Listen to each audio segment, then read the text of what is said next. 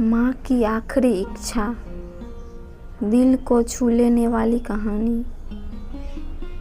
माँ खुद नहीं सोई, हमें सुलाया, हर कहानी और किस्सों से हमें हंसाया, हर मुश्किल और परेशानी को गले से लगाया और हमें दुनिया में कुछ अलग तरीके से जीना सिखाया।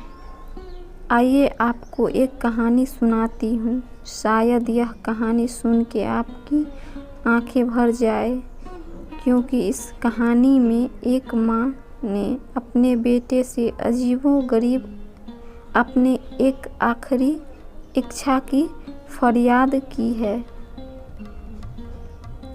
एक बार एक बूढ़ी माँ को उसके बेटे ने एक वृद्ध आश्रम में ले जाकर छोड़ा। इस माँ का ये वही इकलौता बेटा था जिसके लिए इस माँ ने जीवन भर संघर्ष किया। इस बेटे के लिए वो सब कुछ किया जो एक माँ को करना चाहिए या माँ कर सकती है, और आज भी अपने बेटे को किसी भी तरह की परेशानी न हो इसलिए आश्रम में रहने के लिए तैयार हो गई। वृद्ध आश्रम में रह रही माँ हमेशा अपने बेटे को याद करती, मगर बेटा केवल साल में एक बार उसको मिलने जाता या फिर फ़ोन पर बात कर लेता। कई साल बीत गए। वृद्ध आश्रम से बेटे को एक दिन फ़ोन आया।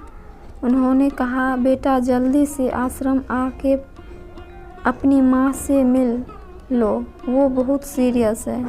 बेटा जब अपनी बीमार माँ के पास पहुँचा तब वह अपनी आखिरी सांसें गिन रही थी।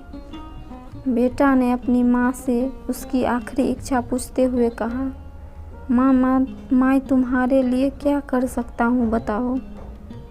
माँ ने कहा, बेटा इस आश्रम में गर्मी और मच्छर बहुत ज़्यादा है, यहाँ पर कुछ पंखे लगवा देना।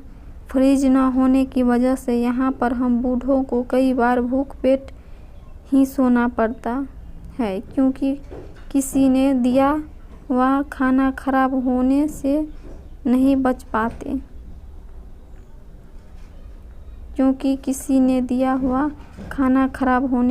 बच पाते, तो इस आश्रम के लिए 1-2 फ्रिज भी खरीद कर दे देना। बेटा ने अपनी माँ की सारी बातें सुनी और अपनी माँ से पूछा, आपने इतने साल यहाँ पर निकाल दिए, पर आपने कभी भी यह बात मुझसे नहीं कभी की, और जब आपके पास टाइम नहीं बचा है तब आप यह सब कह रही है, ऐसा?